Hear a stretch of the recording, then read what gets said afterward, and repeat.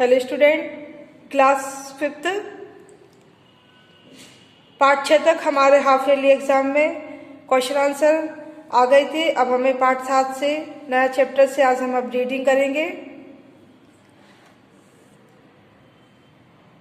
Part 7 जिसका नाम है अमराई। उस अमराई में सावन आते ही झूला पड़ जाता और विजयदशमी तक पड़ा रहता। सुबह शाम बालक बालिकाएं और रात में अधिकतर युवतियां उस झूले की शोभा बढ़ाती। यह उन दिनों की बात है जब सारे भारतवर्ष में आज़ादी की लड़ाई चल रही थी।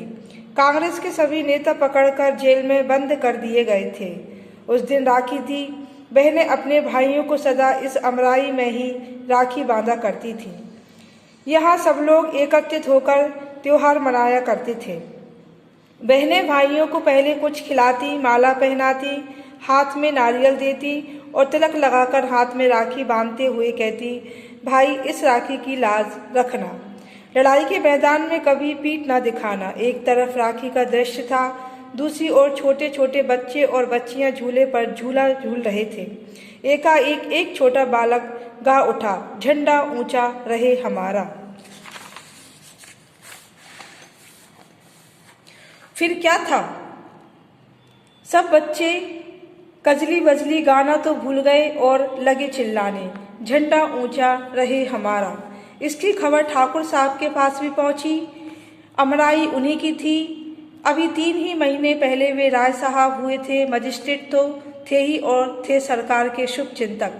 जब उन्होंने सुना कि अमराई तो असहयोगियों का अड्डा बन गई है, प्रायः इस प्रकार वहाँ रोज ही होता है, तो वे घबराए। फौरन घोड़ा कसवाकर अमराई की ओर चल पड़े।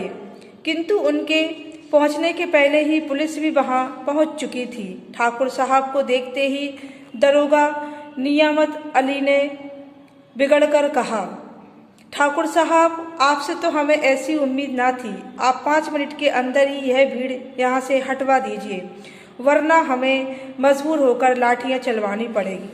ठाकुर साहब ने नम्रता से कहा, दरोगा जी मैं अभी सबको यहाँ से हटवा देता हूँ। नियमित अली गुस्से से बोला, मैं केवल 10 मिनट का समय देता हूँ, नहीं तो लाठियां बरसेगी। ठाकुर साहब ने घोड़े से उतरकर अमराई में पैर रखा ही था कि उनका 7 साल का पोता विजय हाथ में लकड़ी की तलवार लिए हुए आकर सामने खड़ा हो गया। वह ठाकुर साहब से बोला, दादाजी देखो मेरे पास भी तलवार है, मैं भी बहादुर बनूंगा। इतने में उसकी बड़ी बहन कांति, उसकी उम्र करीब 9 साल की थी, बोली, दादाजी मैं स्वराज का काम करूंगी और चरखा चलाकर देश को आज़ाद कर दूंगी। बच्चों की इन बातों में ठाकुर साहब क्षण भर के लिए अपने आप को भूल से गए। उधर 10 मिनट से 11 होते ही दरोगा नियमित अली ने अपनी जवानों को लाठियां चलाने का आदेश दे दिया। देखते ही देखते अमराई लाठियां बरसने लगी। कुछ देर ही बाद वे थालियां जिनमें रौली और चंदन था खून से भर गईं। पुलिस घायलों को छोड़कर चली गई। घायलों ने नन्ना सा विजय और कांति भी थे। ठाकुर साहब का तो पूरा परिवार ही घायल था। अन्य घायलों को उनके घरों में पहुंचाया गया और अमराई में पुलिस का पहरा बैठ गया। विजय की दशा बिगड़ती जा रही थी। जिस समय वह अपने जीवन की अंतिम घड़ियां गिन रहा था, उसी समय कोर्ट से ठाकुर साहब के लिए समन आया। ठाकुर साहब भी मजिस्ट्रेटी का इस्तीफा और राय साहबी का त्यागपत्र जेब में लिए हुए कोर्ट पहुंचे। उनका बयान इस प्रकार था, मेरा बगीचा असहयोगियों का अड्डा कभी नहीं रहा है। मुझे यकीन ही ना आता कि न्याय की आड़ में सरकार निरीह बालकों, स्त्रियों और पुरुषों पर भी लाठियां चलवा सकती है। परंतु आज तो सारा भेद मेरी आंखों के आगे खुल गया। मुझे तो यह विश्वास हो गया है कि इस शासन को बदलना चाहिए। हर एक हिंदुस्तानी का धर्म है कि वह शासन सुधार के काम में पूरा सहयोग दे।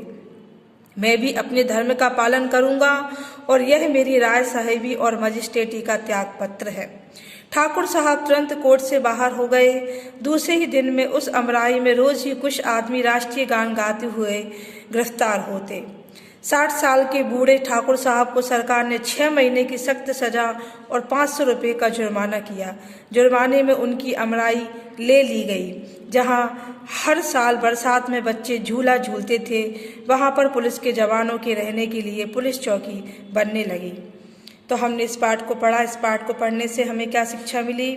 तो इस पाठ को पढ़ने से हमें यह शिक्षा मिलती है कि देश की रक्षा के लिए बलिदान देने की आवश्यकता पड़े तो युवा, प्रौढ़ व्यक्ति व स्त्रियों को ही नहीं, बच्चों को भी पीछे नहीं रहना चाहिए। प्रत्येक को खुशी खुशी इसके लिए तैयार रहना चाहिए। Okay student, and good bye.